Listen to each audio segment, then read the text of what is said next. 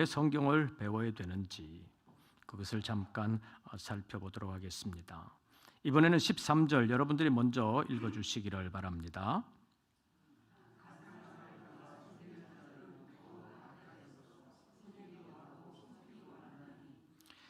그러나 너는 배우고 확신한 일에 거하라. 너는 내가 누구에게서 배운 것을 알며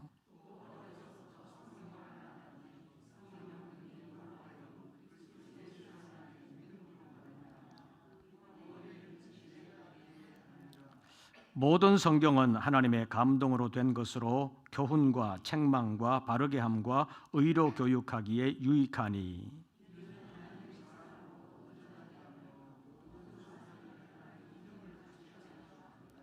아멘.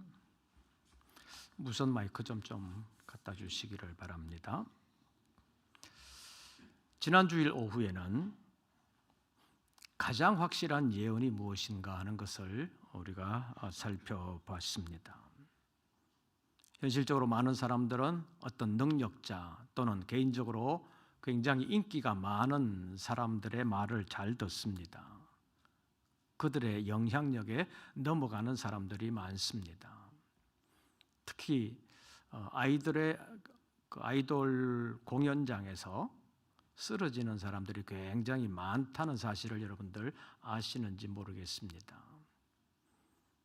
아이돌의 영향력이 정말 대단하다는 것입니다. 어쩌면 그 아이돌의 그 노래나 다른 것들을 포함해서 자기의 모든 것을 다 거기에 맡겨버리는, 아예 통째로 맡겨버리는 경우가 있습니다. 그래서 그 분위기에 압도돼가지고 쓰러지는 사람도 있고 실려 나가는 사람들도 가끔 있는 것을 보게 됩니다. 신앙계에서는 어떤 유명한 사람의 말을 굉장히 잘 듣습니다. 우리나라 같은 경우는 별로 소개되지 않은 유명하지 않은 사람들의 말은 별로 잘 안 듣는데 아주 유명한 사람들의 말은 잘 듣습니다. 그리고 그 사람들은 어떤 자기 체험이나 이런 것을 얘기하면 굉장한 영향력이 있는 것을 볼 수 있습니다. 그래서 우리가 이 시대 속에서 보면 죄송합니다. 이 시대 속에서 보면 사실 유명하지 않은 사람들은 별로 영향력이 없는데 유명한 사람들은 한마디 하면 그게 금방 퍼져나가잖아요. 다른 사람들의 말에 대해서는 별로 관심이 없는데 유명한 사람들의 말은 굉장한 영향력이 있습니다. 그 좋은 영향력도 있고 좋지 않은 영향력도 있습니다. 그래서 이 사회가 되어져가는 과정들을 보면 어떤 사람 때문에 사회가 안 좋은 방향으로 가고 있는데도 안 좋다는 것을 잘 알지 못하고 그 사람의 말이면 무조건 따라가는 그런 경향들이 많이 있습니다. 그래서 우리 신앙생활을 하는 사람들이 굉장히 조심해야 되는데 신앙의 영역에서도 어떤 유명한 사람의 말이라고 그러면 쉽게 따라가는, 설마 그 사람이 잘못될까 그렇게 생각하면서 따라가는 사람들이 많이 있습니다. 성경에 베드로 사도 같은 사람은 예수님의 수제자라고 일컫던 사람이잖아요. 예루살렘에 박해가 일어났어도 사도들은 어떻게 하지를 못했습니다. 그래서 사도행전 8장에 있는 말씀을 보면 사도들 외에는 예루살렘에서 신앙생활하기가 곤란해서 사람들이 많이 다른 데로 도망가는 일이 있었는데 사도들은 건드리지 못했는데 그 사도들 가운데 베드로는 첫 번째 사도잖아요. 가장 유명한 사도잖아요. 그런데 그 베드로 사도가 지난주에 살펴본 것처럼 나는 예수님께서 변화산에서 변화되는 그 모습, 예수님의 크신 능력, 위엄, 그리고 모세와 엘리야가 나타나서 같이 나눈 대화, 이런 것을 내 눈으로 직접 보고 직접 들었다. 예수님께서 다시 오신다고 하는 그 얘기가 공교히 만든 얘기가 아니라 우리가 친히 보고 친히 들은 것이다. 그렇게 말을 했지만 그럼에도 불구하고 더 확실한 예언이 있다. 그게 뭐라고 그랬어요? 자기가 체험한 그보다 더 확실한 예언? 뭐라고 그랬어요? 일주일이나 됐는데 어떻게 기억하겠어요? 더 확실한 거? 성경이라고 그랬잖아요. 성경의 예언. 기록된 말씀의 예언. 어떻게 보면 구약의 선지자들의 예언이 기록으로 남은 것이 성경이라고 볼 수 있는데 그 성경의 예언이 예수님의 수제자라고 불리는 베드로의 예언보다 더 확실하다. 그것을 베드로 자신이 말했습니다. 그래서 지난번에 가장 확실한 예언이라는 제목으로 잠깐 동안 말씀을 살펴본 바 있습니다. 그런데 세상이 어떻게 되는지 13절 보십시오. 바울이 디모데에게 편지하는 그때의 세상은 어떠했는지 13절 우리 다 같이 읽습니다. 악한 사람들과 속이는 자들은 더욱 악하여져서 속이기도 하고 속기도 하나니. 세상은 속고 속이는 일들이 계속적으로 반복된다는 것입니다. 이런 것이 없는 때가 거의 없다는 것입니다. 그럼 우리 믿는 사람들은 어떻게 생활해야 되느냐? 어떻게 해야 되겠어요? 속고 속이는 세상에 살면서 어떻게 해야 되겠어요? 같이 세상에 동화돼가지고 남을 속이고 그러면 안 되겠죠? 그런데 예수 믿는 사람들은 안 속이는 것만으로는 부족해요. 예수 믿는 사람들이 속지 않아야 합니다. 예수 믿는 사람들이라고 해서 속으면 안 돼요. 왜냐하면 속으면 그만큼 손해는 내 손해인데 어떤 경우는 알면서도 속아주는 경우도 있지만 모르고 속아가지고 자기 손해를 보는 사람들이 있습니다. 왜 속아서 안 되느냐? 뭐 경제적으로 속아서 손해를 보는 경우도 있기는 해요. 너무 순진해가지고 속는 경우도 있는데 그거는 그렇게 중요하지 않은데 진짜 속는 것은 마귀에게 속는 것입니다. 세상에게 속는 것입니다. 영적으로 말하면 사탄에게 속는 것입니다. 사탄은 속이는 명수, 최고 고수입니다. 요한복음 8장에서 예수님께서 마귀, 사탄의 정체를 폭로하셨죠. 사탄은 이런 것이다. 처음부터 살인한 자다. 가인을 통해서 살인하게 한 자가 사탄이라는 것입니다. 그렇게 보면 사람을 죽이는 일에 처음으로 쓰임받은 사람이 가인이라고 볼 수 있습니다. 그래서 최초의 살인자가 나타난 것은 가인이지만 영적 근원을 거슬러 올라가 보면 사탄이라는 것을 예수님께서 말씀하셨습니다. 뿐만 아니라 사탄, 마귀에게는 진리가 없습니다. 온통 거짓으로 가득 찼기 때문에 거짓을 말할 때마다 조금도 이상하지 않다는 것입니다. 원래 잘 속이는 사람들은 얼굴 하나 안 변하고 거짓말을 할 수 있다는 거잖아요. 얼굴 하나 안 변하고. 그것만이 아니라 좀 더 나가면 연기까지 해가면서 남을 속일 수 있는 것이 속이는 전문가들, 사기꾼들의 특징이라고 말할 수 있습니다. 그래서 마귀도 그 안에 진리가 없기 때문에 거짓을 말할 때마다 제 것으로 말할 뿐만 아니라 예수님께서는 마귀는 거짓말장이요 거짓의 아비다. 요즘 우리나라에서 유행하는 말로 한다면 거짓말의 원조가 가장 고수가 사탄이라는 것입니다. 그래서 우리 믿는 사람들은 속지 않아야 되는데 속지 않으려면 정체를 알아야 되잖아요. 정체를 알아야 되는데 어떻게 알 수 있냐? 항상 감추고 있는데 어떻게 알 수 있냐? 그 다음 절 보지요. 14절. 그러나 너는 어디에 거하라? 배우고 확신한 일에 거하라. 배우고 확신한 일에 거하라. 제대로 배워야 속지 않는다는 것입니다. 뭘 배워야 되냐? 다음 절 나옵니다. 15절 다 같이 읽습니다. 또 어려서부터 성경을 알았나니 성경은 능히 너로 하여금 그리스도 예수 안에 있는 믿음으로 말미암아 구원에 이르는 지혜가 있게 하느니라. 내가 어려서부터 무엇을 알았나니? 성경을 알았나니. 이제 여기 성경이라는 것이 나옵니다. 내가 어려서부터 성경을 알았나니, 바울이 디모데에게 편지하면서 내가 어려서부터 성경을 알았다 이렇게 말할 때 성경이 무엇이겠어요? 무엇이겠어요? 이 성경이라는 말이 우리 지금 가지고 있는 성경에 한 50번 정도 나오는데 구약에는 한 번도 안 나와요. 신약에만 나와요.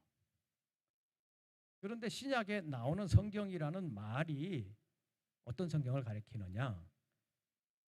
1차적으로 구약을 가리킵니다. 왜냐하면 바울이 디모데에게 이 편지를 할 때 신약 성경은 없었어요.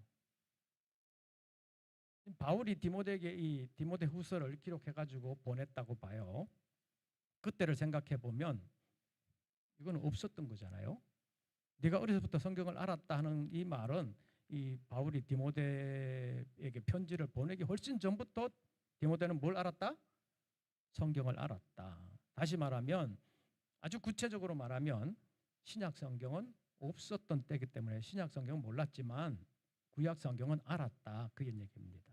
그러니까 이 신약 성경에서 성경이라는 말은 구약을 가리키고 있다는 것을 여러분들이 아시기를 바랍니다. 그리고 나중에 이제 말씀드리겠지만 지금 우리의 입장에서 보면 이때 구약 성경을 통해서 하나님의 뜻을 알았듯이 이제는 우리는 구약 성경뿐만 아니라 신약 성경을 통해서 하나님의 뜻을 더 확실하게 알게 되었다. 이것이 하나님의 은혜다는 사실을 우리가 먼저 알 필요가 있습니다. 그래서 어려서부터 성경을 알았다고 말하는데 그 성경이 어떤 성경이냐? 구체적으로는 구약 성경인데 내용상으로 보면 15절 보십시오. 또 어려서부터 성경을 알았나니 성경은 능히 너로 하여금 누구 안에 있는? 구약 성경이라 그랬는데 예수 그리스도 이름이 등장하고 있습니다. 구약 성경인데 예수 그리스도의 이름이 등장합니다. 직접적으로 보면 구약 성경 안에 예수 그리스도라는 이름이 없잖아요. 그런데 이 구약 성경 안에 예수 그리스도 안에 있는 믿음으로 말미암아 구원에 이르는 뭐가 있게 하느니라? 지혜가 있게 하느니라. 이 구약 성경도 예수 그리스도 안에서 보면 우리를 어디로 인도해요? 구원으로 인도하는 지혜가 있게 한다는 것입니다.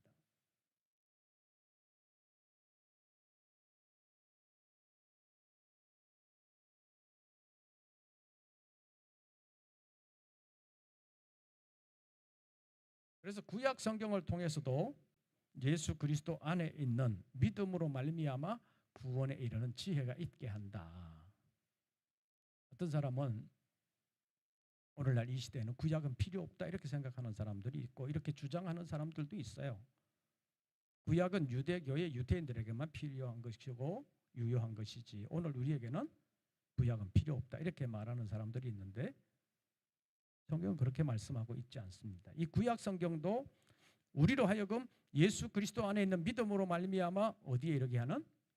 구원에 이르게 하는 지혜가 있게 하느니라. 구약 성경도 우리를 구원에 이르게 하는 지혜가 있는 책이라는 것을 바울을 통해서 말씀하고 있고 또 예수님의 말씀을 통해서 보면 그것을 더 확실하게 알 수 있습니다. 우리 요한복음 5장을 한번 찾아보겠습니다.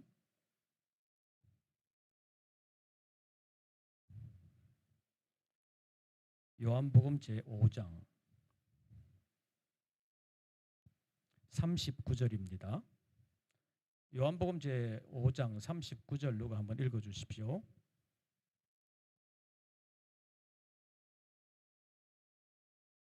요한복음 5장 39절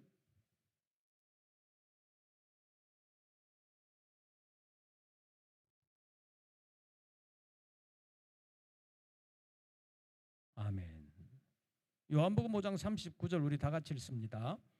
너희가 성경에서 영생을 얻는 줄 생각하고 성경을 연구하거니와 이 성경이 곧 내게 대하여 증언하는 것이니라. 예수님께서 하신 말씀이에요. 여기도 성경이라는 말이 나오잖아요. 예수님께서 이 말씀을 하실 때 신약 성경 없었잖아요. 그러니까 구약 성경이에요. 예수님도 구약인 이 성경이 누구에 대하여 증언하는 것이니라? 나에 대하여 증언하는 것이니라. 구약 성경이 예수 그리스도를 증언하고 있다 이렇게 말씀합니다. 요즘식으로 말한다면 구약 성경은 예수 그리스도를 예언하고 있는 책이다 이렇게 볼 수 있습니다. 그런데 예수님께서 직접적으로 이 구약 성경이 내게 대하여 증언하는 책이다 하는 것을 말씀하셨는데 좀 앞으로 가서 누가복음 24장을 한번 찾아보시죠.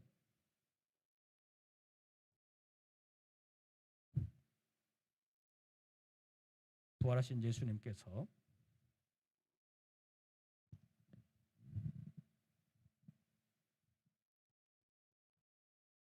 사랑하는 제자들에게 성경에 대하여 확실하게 말씀하십니다. 누가복음 24장 25절부터 27절까지의 말씀, 석절 말씀 우리 다 같이 봉독합니다. 이르시되 미련하고 선지자들이 말한 모든 것을 마음에 더디 믿는 자들이여, 그리스도가 이런 고난을 받고 자기의 영광에 들어가야 할 것이 아니냐 하시고, 이에 모세와 모든 선지자의 글로 시작하여 모든 성경에 쓴 바 자기에 관한 것을 자세히 설명하시니라. 엠마오로 내려가는 두 제자와 함께 길을 가시면서 예루살렘에서 있었던 일에 대하여 말씀을 나누시다가 들어가서 이제 성경에 대하여 다시 한번 말씀하시는 것인데, 그때 25절 말씀을 보면 미련하고 선지자들이 말한 모든 것을 마음에 어떻게 믿는 자? 더디 믿는 자. 선지자들이 말한 모든 것이 기록되어 있는 것이 성경이에요. 성경은 선지자들의 기록이라고 말할 수 있는데 그 성경을 더디 믿는 자들이요. 그러면서 성경의 내용이 무엇인가 하는 것을 26절에서 말씀합니다. 누가? 그리스도가. 지금 신약 성경에는 그리스도라는 말이 예수님을 아주 직접적으로 가리키는 말이기 때문에 신약 성경에는 예수 또는 예수 그리스도 또는 그리스도 이렇게 말을 해도 다 예수님을 나타내는 단어인데, 그냥 그리스도라고 할 때 구약 성경에는 메시아라고 히브리 말로 이르는 것인데, 구약 성경에서 장차 하나님의 아들로 오셔서 세상을 구원할 자, 그가 그리스도인데 그 그리스도에 대해서 성경이 예언하고 있다는 것입니다. 성경에 그리스도가 이런 고난을 받고 다시 살아나야 될 것이 아니냐라는 것을 기록했다는 거예요. 그 성경은 뭐라고요? 구약 성경입니다. 그래서 예수님께서 직접 우리의 해석으로 말하면 구약 성경에 이미 그리스도는 이런 고난을 거쳐서 다시 살아나야 된다라는 것이 기록되었다는 것을 예수님은 아셨는데 제자들은 잘 몰랐다는 거예요. 그래서 더디 믿는 자들이요 이렇게 말하면서 선지자의 글로 시작하여 모든 성경에 쓴 바 자기에 관한 것을 자세히 설명하셨다고 했습니다. 어떻게 자세히 설명을 하셨느냐? 조금 더 구체적으로 보는 거 내려가서 44절을 봅니다.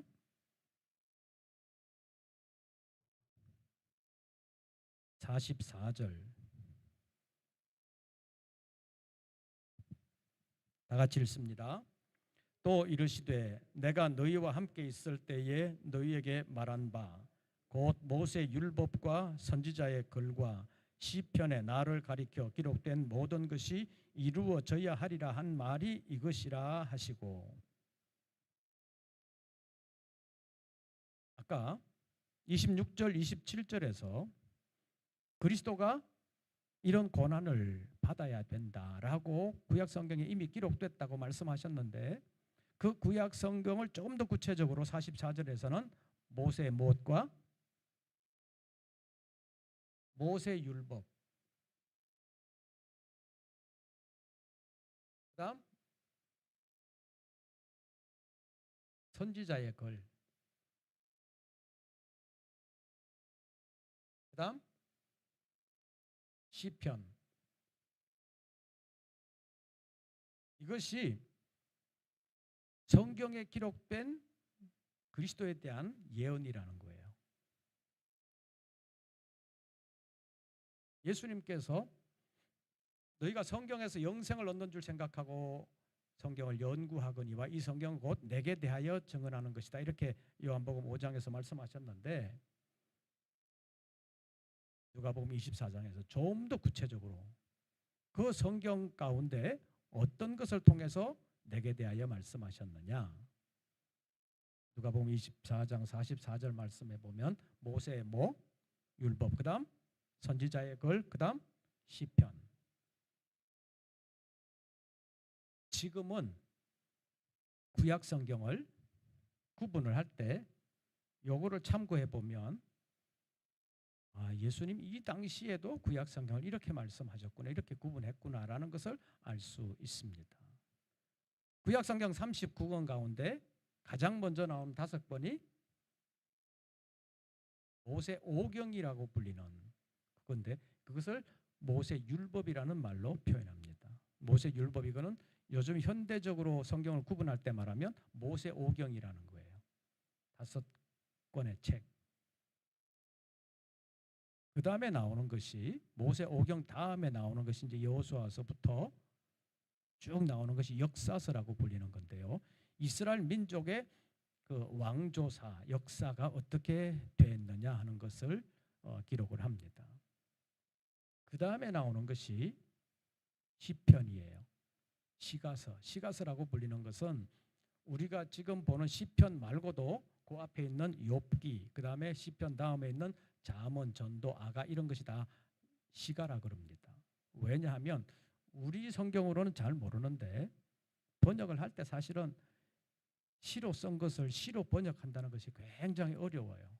그래서 시편은 그렇게 했는데 나머지 욥기서 같은 것은 시적인 구절이 많이 있는데 우리가 그냥 지금 번역본으로 볼 때는 이게 무슨 시냐 그럴 정도로 시라는 그 특성이 잘 안 나타나 있는데 그래도 내용적으로 보면 시가서라고 불리는 것이 우리가 가지고 있는 시편 말고도 욥기서부터 계속되는 그것이 5권의 책이 시가서라고 불립니다. 그것이 여기서 말하는 시편이라고 보시면 됩니다.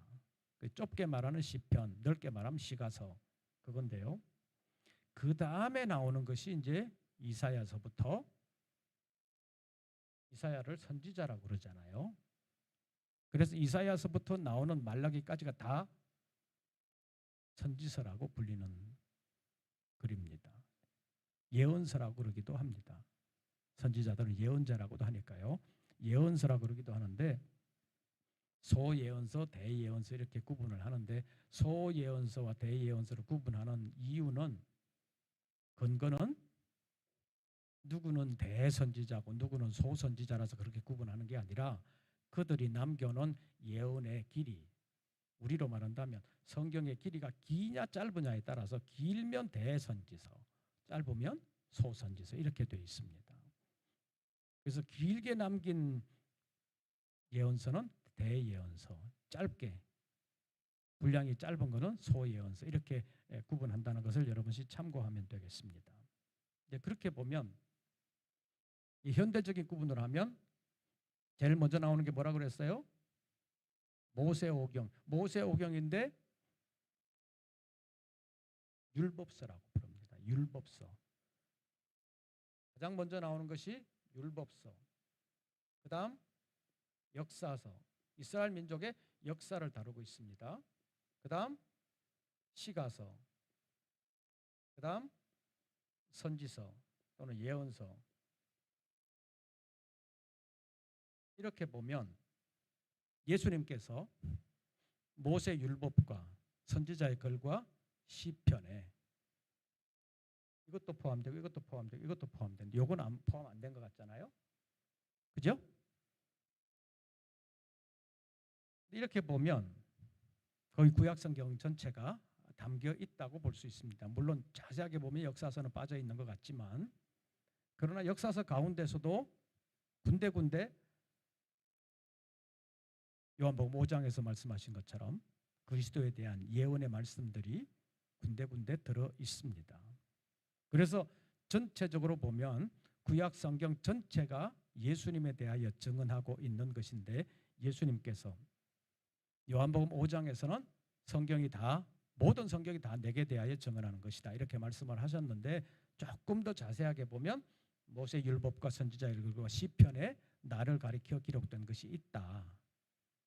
그 말씀이 이루어져야 된다고 내가 전에 말하지 않았냐. 지금 그 말씀 가운데서 이루어진 것이 내가 십자가에서 죽었다가 다시 살아난 것이다. 아주 중요한 그것이 바로 지금 내가 있는 이것이다 라고 말씀하시는 것이 아까 누가복음 24장에서 말씀하시는 예수님의 말씀입니다. 그런데 오늘 제목은 뭐예요? 설교 제목은 하나님의 말씀인 성경 그랬잖아요. 내용상으로 보면 성경은 예수 그리스도를 증언하고 있기 때문에 성경의 주인공은 예수 그리스도입니다. 그런데 이것을 우리는 뭐라고 부른다고요? 하나님의 말씀이라고 부른다는 것입니다. 하나님의 말씀. 왜 그렇게 부르느냐 하는 것을 잠깐 살펴보려고 합니다. 신구약 성경은 하나님의 말씀이라고 불리는데, 아까도 말씀드린 것처럼 신약 성경에 나타나 있는 성경은 다 구약 성경을 이루는 말이지만, 오늘 우리 입장에서 보면 성경은 신약까지 포함해서 말씀하고 있다 이렇게 보시면 되는데, 왜 그렇게 봐야 되느냐? 히브리서 1장을 찾아봅니다.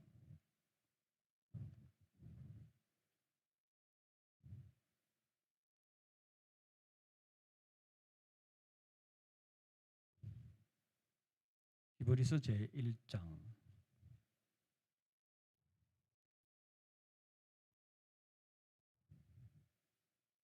1절과 2절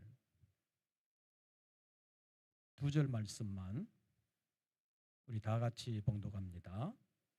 옛적의 선지자들을 통하여 여러 부분과 여러 모양으로 우리 조상들에게 말씀하신 하나님이 이 모든 날 마지막에는 아들을 통하여 우리에게 말씀하셨으니, 이 아들을 만유의 상속자로 세우시고 또 그로 말미암아 모든 세계를 지으셨느니라. 옛적에 누구를 통하여 말씀하셨어요? 누구를 통하여? 선지자들을 통하여 말씀하셨습니다. 누구에게? 옛적의 선지자들을 통하여 누구에게? 우리 조상들에게. 우리 조상들이라 그러는 것을 보면 이 히브리서를 받는 사람들이 유대인들이라는 사실을 알 수 있습니다. 그러니까 히브리서는 유대인들을 대상으로 쓰여진 글이다라는 것을 알 수 있습니다.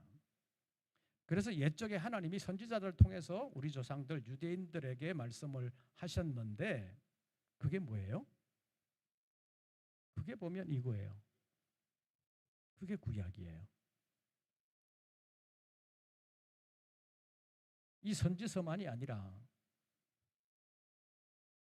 이스라엘 자손들에게 말씀하신 이 모든 것이 다 구약인데, 이 선지자라는 말 속에 현대적인 구분으로 보면 이사야로부터 말라기까지 나오는 그 선지자들이 선지자지만, 전체적으로 보면 모세도 선지자라고 불립니다. 성경에서도 그렇게 말씀합니다. 아브라함도 선지자로 불렸습니다.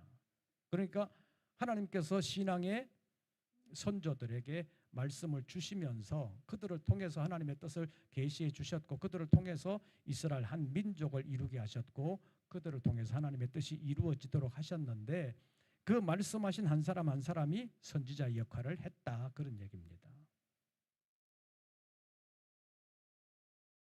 그래서 1장 1절에서 옛적에 선지자들을 통하여 여러 부분과 여러 모양으로 누구에게?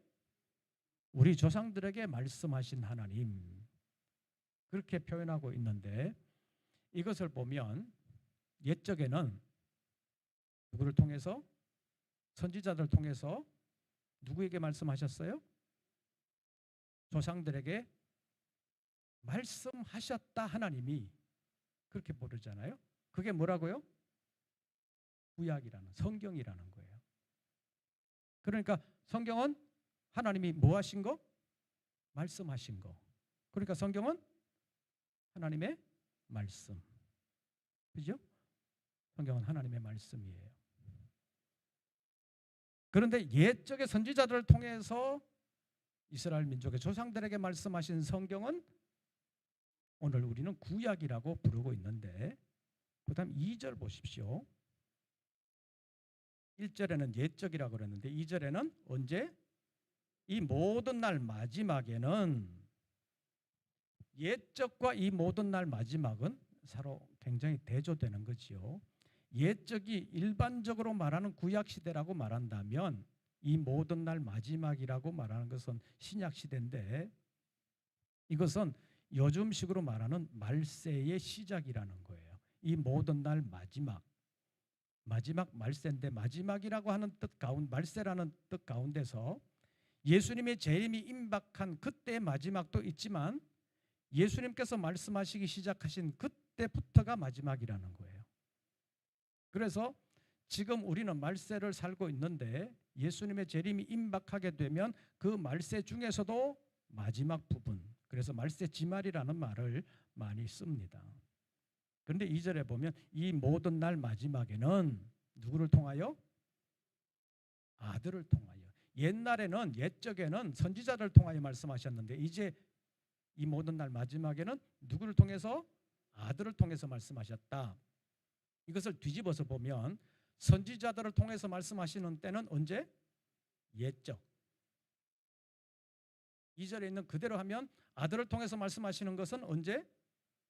이 모든 날 마지막 신약시대라는 것을 말씀하고 있습니다. 그래서 예수님께서 말씀하시기 시작했을 그때부터 말세의 시작이다라는 것이 성경적인 입장에서 보는 말세라고 볼 수 있습니다. 그래서 시대 구분을 할 때 예수님이 재림이 임박한 그때도 말세지만 예수님께서 말씀하기 시작한 그때부터가 말세의 시작이라는 것을 2절이 우리에게 보여주고 있습니다.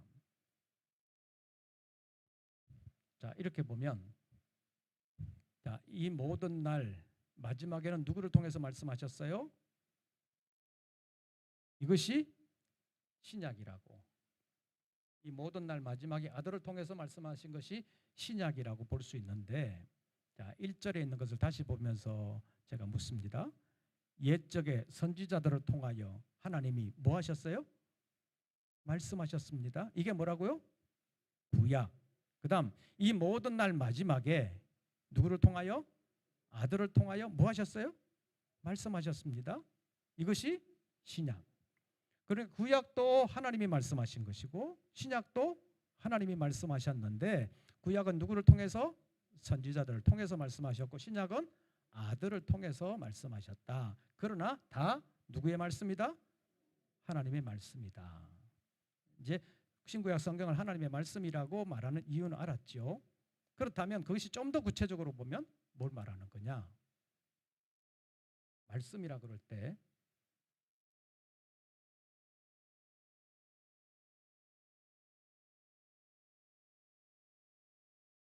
이 의미를 잘 알 필요가 있습니다. 예를 들어서 창세기 1장으로 보면 하나님의 말씀 뭐 있어요? 가장 먼저 떠오르는 게 뭐예요? 태초에 하나님이 천지를 창조하시니라. 하나님께서 말씀하셨어요. 하나님께서 일하신 것을 기록한 거예요. 하나님이 천지를 창조하시니라 이렇게 말씀하셨어요. 하나님이 직접 하신 말씀으로만 따진다면 창세기 1장 3절에 빛이 있으라. 이거 하나님이 직접 말씀하셨잖아요. 빛이 있으라 이렇게 말씀하셨다는 거예요. 근데 1장 1절은 태초에 하나님이 천지를 창조하시니라. 이것은 하나님이 말씀하신 것이 아니라 하나님께서 천지를 창조하셨다는 것을 기록한 문장이에요. 직접적인 말씀은 아니잖아요. 성경에 보면 직접적인 하나님의 말씀이든 천사의 말이든 아니면 사람의 말이든 간에 직접적인 말로 나타나는 것이 있고 어떤 말이나 형태를 전하는 문장으로 서술하는 것이 있어요. 그러면 직접적으로 한 말은 하나님께서 하신 말씀은 하나님의 말씀이다 쉽게 받아들일 수 있는데 어떤 문장의 기록, 어떤 사실의 기록, 그것은 직접적인 말씀은 아니고 간접적으로 하나님의 뜻을 계시하고 있는 문장이라는 거예요.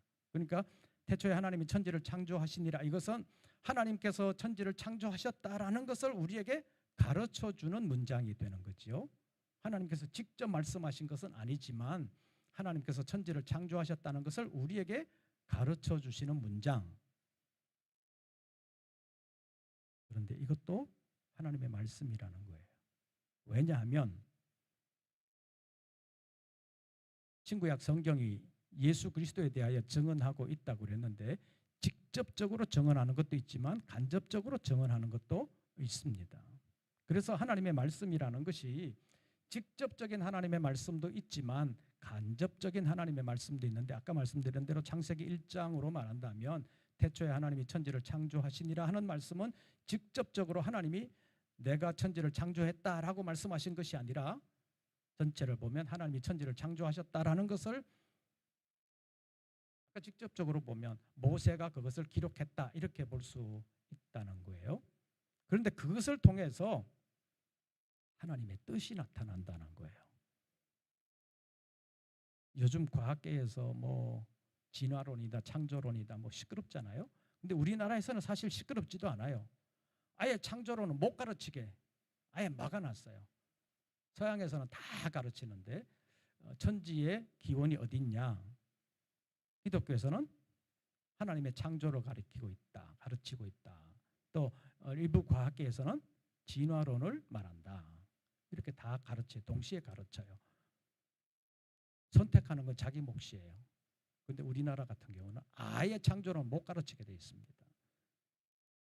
종교 편향 뭐 이런 얘기하면서 기독교를 왜 학교에서 가르치냐 이런 반발이 생길까 봐 원천 봉쇄를 해놨습니다. 그래서 학교 교육을 받는 학생들이 믿음 가지기가 굉장히 힘들어요. 신앙생활을 하면 굉장히 비과학적인 사고를 가지고 있는 것처럼 받아들이게 됩니다. 근데 사실 따지고 들어가 보면 과학이라는 것도 전제가 있어요. 전제가. 그 전제는 어떤 것으로도 설명이 안 돼요. 더 들어가면 과학적인 신념, 진화론적인 신념이 있으면 진화론이 믿어지는데 그 신념이 없으면 믿어지지 않습니다. 그래서 과학자들 가운데서도 하나님의 창조를 믿는 과학자들도 많이 있습니다.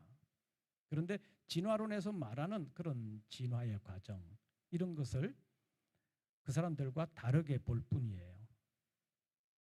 없는 것에서 완전히 새로운 것으로의 창조는 진화론은 설명할 수가 없습니다. 있는 것에서 변화하는 것은 설명할 수 있지만 없는 데서 있는 것을 만들어지는 것은 과학적이지 않습니다. 그건 어떻게 할 수가 없어요. 그때는 믿음이 들어갑니다. 그러니까 진화론을 믿는 것도 믿음이고 창조론을 믿는 것도 믿음이에요. 근원적으로 들어가면 그 믿음이 없으면 진화론을 못 믿습니다. 어쨌든 하나님의 말씀, 직접적인 말씀도 있고 간접적인 말씀도 있는데 그 간접적인 말씀은 그런 기록들을 통해서 이것이 하나님의 뜻이다라는 것을 우리에게 계시해 주신다는 거예요. 그러니까 직접적으로 하시는 말씀과 뭐 내용적으로 보면 같다라고 볼 수도 있는데 근데 성경을 보면 이 말씀이 하나님의 말씀만 있는 게 아니고 사람의 말도 많이 있잖아요. 심지어는 사탄의 말까지 있습니다. 자, 창세기 3장으로 보면 에덴 동산에서 하나님께서 아담 하와에게 선악을 알게 하는 나무의 실과는 뭐라? 먹지 말라. 네가 그것을 먹는 날에는 반드시 죽으리라 이렇게 말씀하셨어요. 그런데 창세기 3장에 너희가 그것을 먹어도 결코 죽지 아니하리라 하는 말도 있어요. 말은 말이에요. 그런데 그건 하나님의 말씀이 아니고 누구의 말? 사탄의 말, 뱀의 말이에요. 그러니까 성경에는 다른 신의 말도 있고 다른 사람의 말도 있고 여러 가지 말이 있는데 그 가운데서 일부만 딱 따와가지고 이것도 성경에서 나왔으니까 하나님의 말씀 아니냐 이렇게 생각하면 안 된다는 거예요. 신구약 성경이 하나님의 말씀이라고 그럴 때 그 전체를 통해서 하나님의 뜻을 계시하기 때문에 하나님의 말씀이라는 것이고, 또 신구약 성경이 아까 히브리서 1장 1절의 표현으로 하면 옛적에 누구를 통해서? 선지자를 통해서 누구에게? 우리 조상들, 유대인의 조상들에게 하나님이 말씀하신 것이다. 2절에서 신약은 이 모든 날 마지막에 누구를 통해서? 아들을 통해서 하나님이 말씀하신 것이다. 이게 신약이다. 이렇게 봤는데 구약이든 신약이든 하나님께서 말씀하신 것이다. 이렇게 했는데 그 말씀에는 직접적인 말씀도 있고 간접적인 말씀도 있고, 그래서 직간접적으로 하나님께서 하신 말씀인데 그 중간중간을 자세하게 뜯어보면 사탄의 말도 있고 다른 사람의 말도 있는데 하나님을 섬기는 사람의 말도 있고 하나님을 대적하는 사람들의 말도 이렇게 다 섞여 있는데 그 중에 하나만 딱 떼어가지고 이게 성경에 있으니까 하나님의 말씀이다 그렇게 봐서는 안 된다는 거예요. 전체적으로 봤을 때 하나님께서 이것을 통해서 하나님이 살아계심을 나타내 보여주신다. 시간이 없으니까 조금 이제 아주 간단하게 말씀드리겠습니다. 간접적으로 말씀하시는 것 가운데 사람들의 입을 통해서 말씀하시는 것도 누구가 이렇게 말을 했는데 결국에는 그 말대로 안 되고 이렇게 됐다라는 것을 보여주면 하나님의 뜻은 이렇게 됐구나라는 것을 우리가 알 수 있잖아요. 그런 의미에서 그 사건의 전체가 하나님의 말씀이 될 수 있다는 거예요. 하나님의 교훈을 우리에게 보여주시는 것이니까. 그 다음에 또 이 자연을 보면 하나님의 뜻이 이런 것이다. 우리는 그냥 하늘 봐도 오늘 구름 꼈네, 뭐 괜찮네 이렇게만 생각하기 쉬운데 다윗 같은 사람은 하나님 보면서 하늘이 궁창이 하나님의 영광을 선포하고 있구나 그러잖아요. 해가 이쪽에서 떠서 이쪽으로 지는 것을 보면서 신랑이 신방에서 나오는 것 같다 이렇게 보잖아요. 자연을 통해서 지금 보면 이 태양계뿐만 아니라 우주에 많은 항성, 행성들이 있다 그러잖아요. 태양계 말고도 엄청나게 많다 그래요. 그런데 그것들이 평면으로 돌아가는 게 아니고 어떤 건 이렇게 어떤 건 이렇게 막 돌아가고 있는데도 서로 충돌 안 하고 잘 돌아가고 있잖아요. 어떻게 그렇게 될 수 있나. 만드신 분이 대단하다. 이렇게 볼 수 있는 것이 창조신앙인데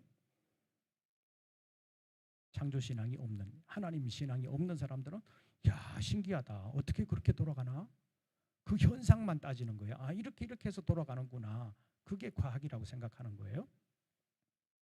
그런데 하나님 신앙을 가지고 있는 사람은 하나님이 정말 기가 막히게 만드셨다. 그걸 보면서도 하나님은 이렇게 역사하시는구나 라는 것을 발견할 수 있기 때문에 자연을 통해서도 하나님이 계시하시는 것이 있다. 그 다음에 역사를 봐도